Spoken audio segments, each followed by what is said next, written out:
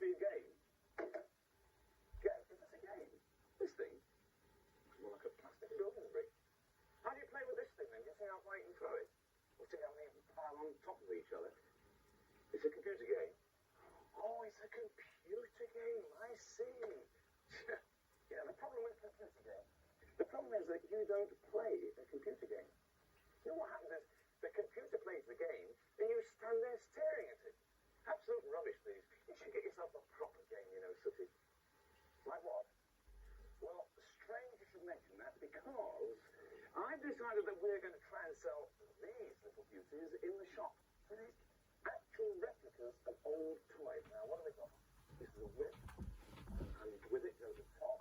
Yeah, see? And we've got a little mini stick and a hoop. There we are. Now, what do you think about those, eh? What do you think? You're speechless, aren't you? Money has been speechless for 40 years. So you take these toys and go and have a little play with them. Go on, take them away. Have a little go with them. See what you think, okay? Yeah. Did you see his face then? Did you see his little eyes sparkle when he saw those toys? Real toys. Why? When I was a lad, that's what we used to play with. Real toys. You know, there's many a thing about the old days that we don't have these days. Community spirit. True friendship. Records. Isn't it? Oi! Do you mind? What? Would you stop playing that horrible thing whilst I'm speaking? Sorry. Sorry about that. It's one of the problems about living in the north of England. Those brass bands get everywhere. And apparently, these are the sort of toys that Matthew used to play with when he was little. Things like this. A whip and top. Is that right, Sooty? What to do with them? Well, I'm not sure, but I think you put the top down there, and then you hit it with his whip, like this. Take that, and that, and that, you naughty top, you. Take that.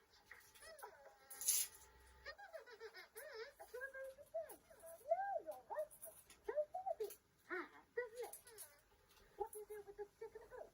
Well, I'm not sure, Stampy. I wasn't born 90 years ago. But if you hold the hoop, I think what you do is this.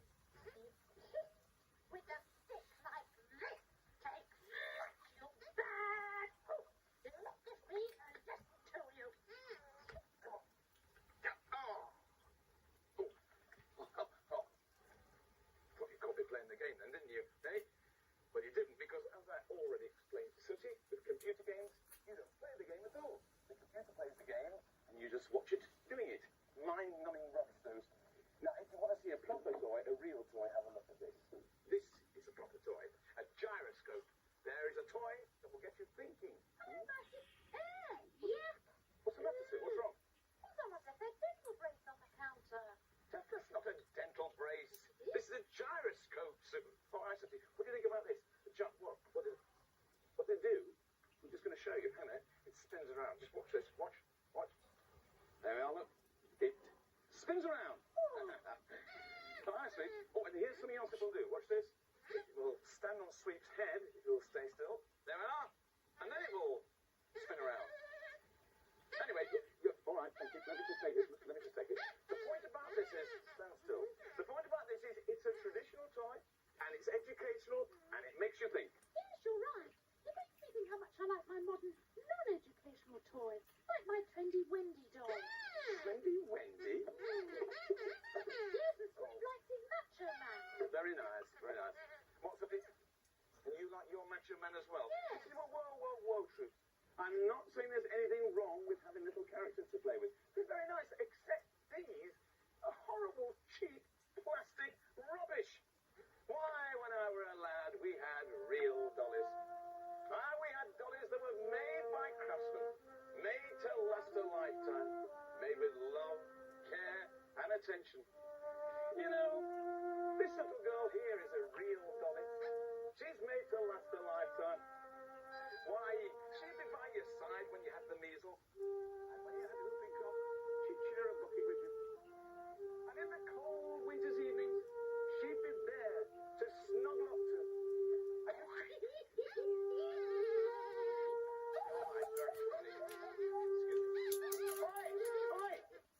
making that din, please? I'm sorry, I was just trying to... Well, don't try. Just leave. All right, just leave. Yeah, but never mind the box. Just leave the shop. Leave the shop. Go on. But out. Out. Yeah, all right, very funny, very funny. But I mean it, I mean it. There were lots of things about the old days that were better than these days. And prove it. All right, Mr. Smarty Pants, I jolly well will. I'll prove it. Prove it? Prove it? I will prove it. There are lots of things about yesteryear that are better than today. Now, in this dressing up box, I've got a Victorian outfit. I'm going to put it on, and I'm going to spend the day rather like somebody would have done 100 years ago. No, I'm not wearing that. That's just silly, isn't it? No, as a matter of fact, I'm looking forward to it. I'm going to have a better time than they will. Ah, yes. Just think of it. Time spent just reading gently by the light of candles. No cars, no computers, no television set. Just the smell of fresh bread baking up Bob. And the sound of an honest beef stew bubbling on the... Just a minute. Oi! Me? I don't see anybody else in here. Would you get out of my bedroom, please? Yes, but just never mind what you were doing. Just take a trombone, blow it somewhere else. Go on, up you go. Go on. Out! Out! Thank you! Good day, ma'am. Good day and good cheer, kind sirs. I trust I find you not in a melancholy mood. I beg your pardon? Well, it's just yesteryear speak, Sue. Oh. People would have spoken in Victorian times. Right. Anyway, I'm going to prove you wrong. I've got all the right clothes on. But first, what's for breakfast? Well, there's bacon. Yes. Yeah, eggs, yeah. What was it? And sausage? Great. Yes, and tomatoes and fried bread and toast and jam and cereal and kippers. Yummily, scrummily, it is a comely feast you have set before me, wench. Ah, yes, well, actually, I haven't said it before you. What do you mean? I haven't said it before you because that's our breakfast. Your breakfast is in that bowl there. What is this? Oh, what's this? It's gruel, Matthew. The sort of soup they used to eat in the good old days. What's it like? Excellent recipe. No, it's really nice. You see, the trouble is there's too many people these days eating too much food. There's food being wasted all over the place. Why, when I were a lad, we used to enjoy nothing better than a nice bowl of gruel. But occasionally we'd put a bit of bread on the side, and sometimes if we were lucky we'd put a parsnip in, or even a couple, and perhaps a tomato. And often we would put some soft scoop ice cream in as well, just like that.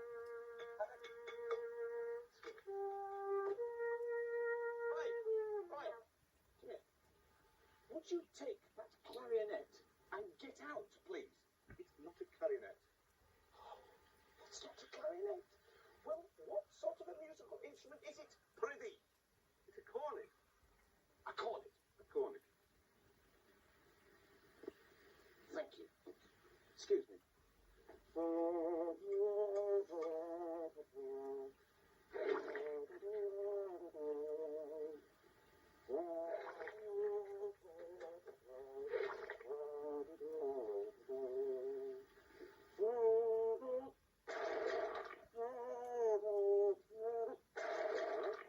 There you are. It's now not a cornet, it's a 99.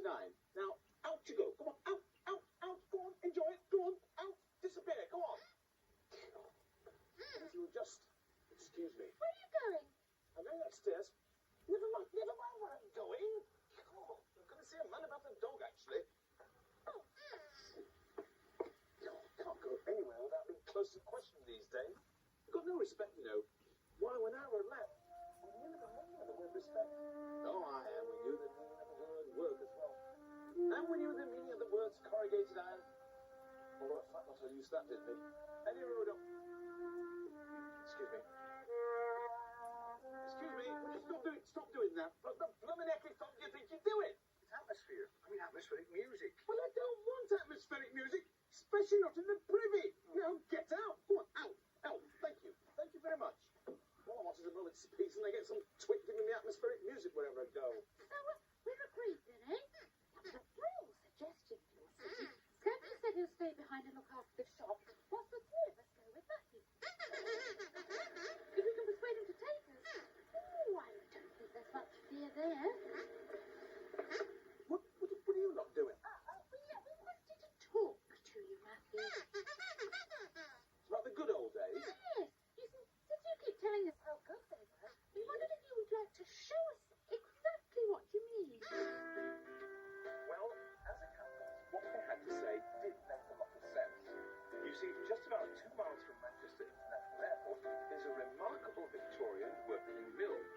served just the way things were well over 100 years ago.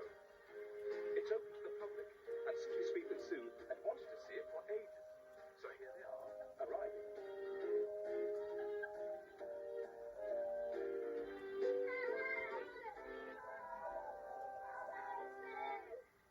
The thing is that they said that since I like old-fashioned things, I should use an old-fashioned form of transport to get here.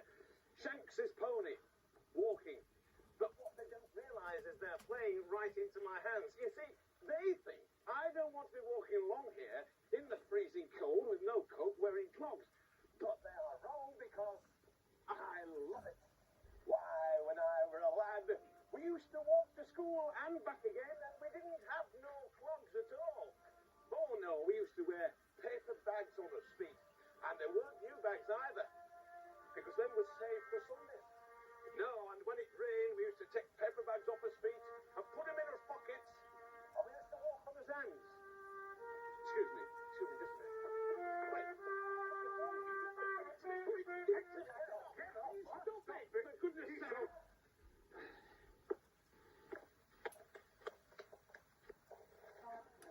Right, where were they? Yes. Why, when I were a lad, we used to walk to school with paper bags on our hands, and the feet, and sometimes over our heads. Yes, well, that's quite enough of that. Thank you very much. Goodness me, I need to go myself. Anyway, whilst I'm making my weary way to the mill, Sooty, Sweep and Sue are already in there. It looks as if they're having a very interesting time, too. Here's Sue, watching someone doing some silk screen printing. And here's Sweep, having a look at the water wheel. Ah, now here is John Gregg, the original mill owner. And here is his eldest son, Robert. And here's the master of the quarry, Edward Gregg. And here is the mill owner's wife, Jane Cunningham. And here's... it's you! Oh, of course it's me.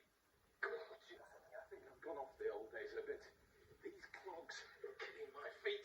I'm going to sit down, give them a bit of a rest. I tell you what, this is a fantastic room, isn't it? This must have been the governor's office. He probably sat in that seat there, giving out orders and handing out the pay, things like that. Tell you what, things were very tough in those days. Mind you, when I say tough, I mean tough up there. It would probably have been called the works foreman. And he would have sat in that seat there, and all the employees or workers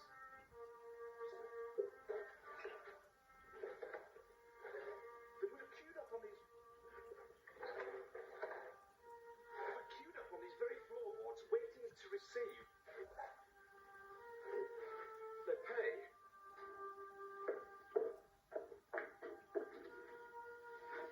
Some of the workers were only 10 years old, or even younger, and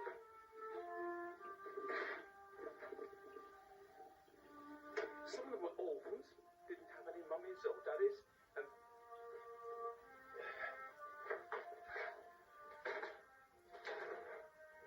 they would, of course, have lived at the apprentice's house up the road.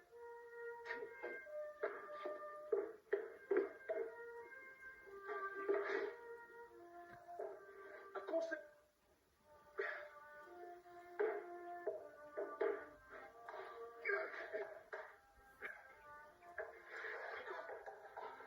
would all have worked from before summer till after sundown, and all for a pittance. Ah, there he is! More atmospheric music. Well, you can keep it. I don't want it. Sit down. Rest my tootsies. They're killing me. Tell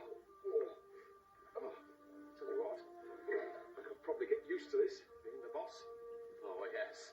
Being a boss would suit me down to the ground. Oh, yes. Suit me.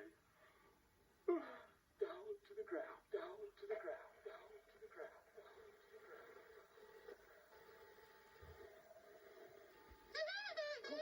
What? Who is it?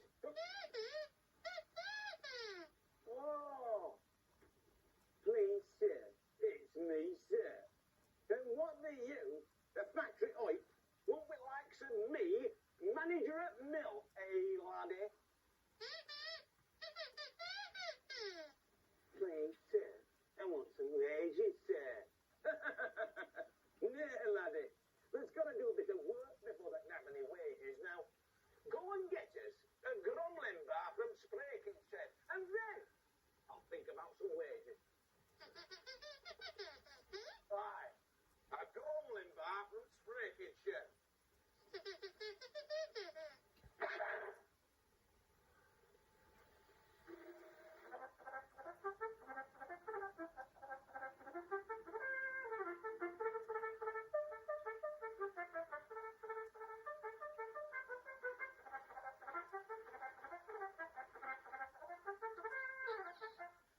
Grumbling bar from Spraking Shed. You know, you're right attractive little man that you are. Them little eyes, eh? Look, why don't you pop up to Great House at the end of that shift and we can talk about my promotions. What do you want? You got a grumbling bar from Spraking Shed? I did not ask for a grumbling bar from Spraking Shed.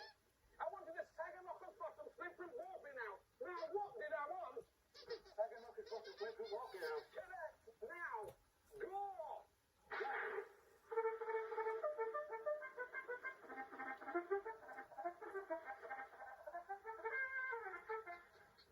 The Sagamocker's bottom slip from Walking House.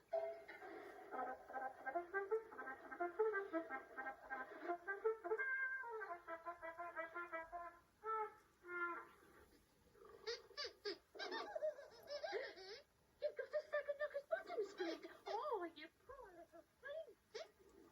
Oh, yes, I see what you mean, so you have. What a clever little apprentice you are. You deserve your wages. Let me see if I can wake the manager up. Wakey, wakey, sir. Wakey, wakey. Oh, wakey, wakey, Matthew. Wakey, wakey. What on earth is happening? You've been asleep, Matthew. You were doing something about the old days. Asleep? Wait, hang on, you mean I'm not really the manager of a Victorian mill? No, of course not. Whew. Well, that's a relief. Tell you what, sweet. Here we are. There's £1 for you.